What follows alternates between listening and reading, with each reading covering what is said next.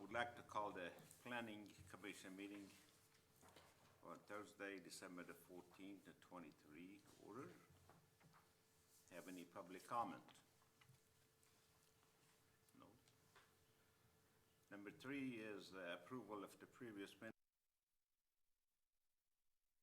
and November 9th of 23 regular meetings. I will make a motion to approve. Second. I wasn't here on September. I was gonna say, we'll do them separately to make Yeah. it easier. It was a motion and second for the September one? Sure. Okay, perfect. All right, Kaylee Mills, Yes. Aaron Rooney, Yes. and Shelby Vreeland. Yes. All right, that one passes through. Now we have the November. November the 9th, yeah. I'll make a motion for approval. All second. Motion by Gassenfor, second by Rooney. All right, Kaylee Mills, Yes. Aaron Rooney, Yes. and Abe Gassenfor. Yes. All right, 3-0. Thank you much. Number 4 is a PC application number 23-015, discussion of possible action of request for rezone from R1, single-family dwelling to R2, general residential for a property located in 1800 block of the Rutgers Avenue, Oak Park, Block 22, lots 1 through 5. Thank you, Mr. Chair. As you indicated, this is rezoned from R1 to R2. The property is a 19,666 square foot lot over on our east side of town off of Rutgers. For even a little bit better idea of where it's at, it would be just east of the Guthrie Housing Authority area over there, and then the cross street over there's Birch. The property is vacant. The owner is looking to rezone it to R2. He's eventually going to split it into 2 lots and looking at putting a duplex on each lot. As we've discussed previously, the rezoning would not be contingent on any of that. It would be simply a land use decision as whether or not it would be best fit for R2.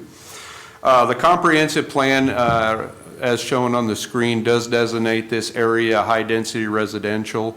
There was, I think it was a few months ago or earlier this year, the adjacent property to the west, there was a planned unit development that was approved for 12 units, 2 6-unit buildings next door.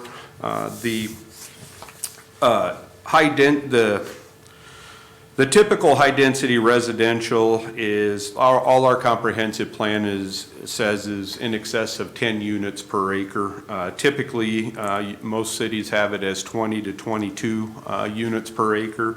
The proposed development, would be around 18, or would be less than that, but like I said, the typical high density is around 18 to 20 dwelling units per acre. As the commission may remember, within the residential R2, everything's based on the lot size. It's 8,000 square feet for each, or first 2 units, 2,000 square feet for each additional unit. So if you take the square footage of this particular property, it could have up to 8 units by code or by right. Again, the density that the owner is looking at, even if he keeps it as one whole property, is probably only going to be 4 units at most. But again, by code, it would be allowed up to 8 units. Lastly, like I, always like to add with the rezones, we're seeing more rezones largely because there's a market or desire to look at more housing options that are not single family, whether it be duplex or even in some cases 3 to 4 units. That type of development is existing within most of our original town site area and is actually a very good way to get incremental development. The development that was next door probably is one I would say, even as a planner, would be probably the high end of what we would want for units on one particular property in this, in the original town site area. But with that, and everything said, you know, staff does recommend that the rezone from R1 to R2 be approved. The applicant/owner is here, so if you do have any questions from him, he would be available, but I'll give it back to the commission for any questions. I'm just curious on the dimensions on the lot. It's an unusual Yes, shape. My question. Yeah, I'm just yes, curious what and they that's are. how it was originally platted. Well, with the 5 lots is normally it was 3,500 Yep, lots, so yep. it'd be come up But to as 7. but as you notice, there was kind of that radius or whatever when they platted with the road, that, you know, from the one side it's shorter to the upper side in that it's larger. But that's all part of the original subdivision that they put in there. So, With yeah, it the legal isn't the typical description, yeah. 25 by 140. Well, and look at that lot. Right, so that is, so some of them is more than 140? Actually, less. So Some if are it's less. Yeah. Well, if it is 5 lots, at the 140 by 25, it'd be 3,500, and 5 times 3,500, it'd be 17,500. So how could we come up with 19,660? So it's about. No, what I'm saying is they're not, well, there are some that are probably longer, I don't remember. I can tell you it's 19,666, because there was a survey done of the entire property that shows that acreage. So these, the property as far as, you the applicants, could you come up here Yeah, and I'm tell just us curious, something? how deep is it? How wide is it?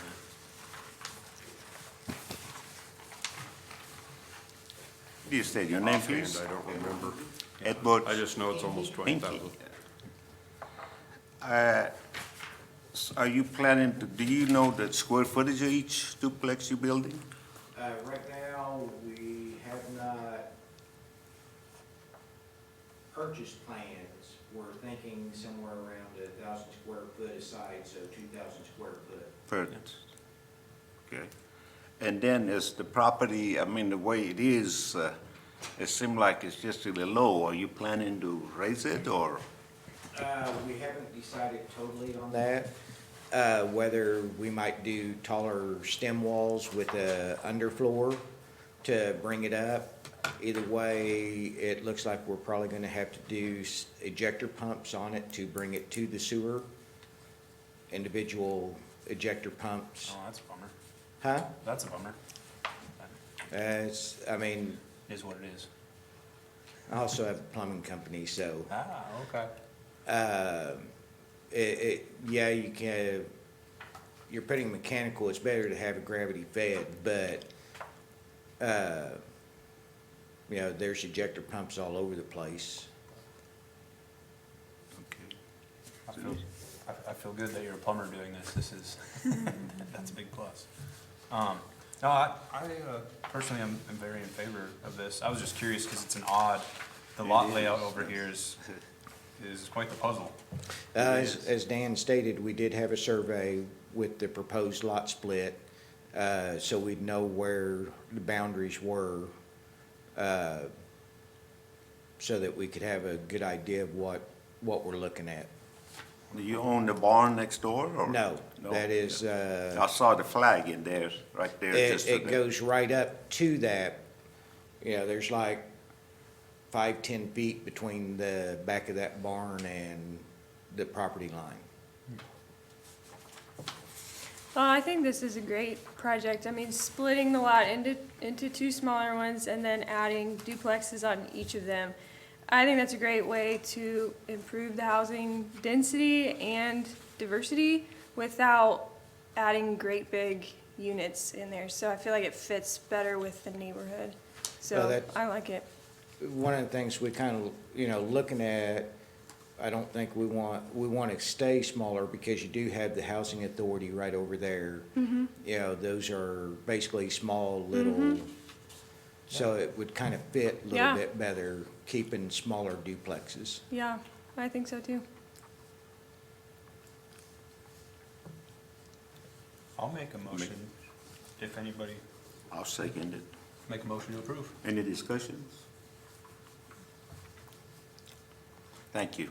Yeah, thank you. Kaylee Mills, Yes. Aaron Rooney, Yes. Shelby Vreeland, Yes. and Abe Gassenporter. Yes. All right, passes 4-0.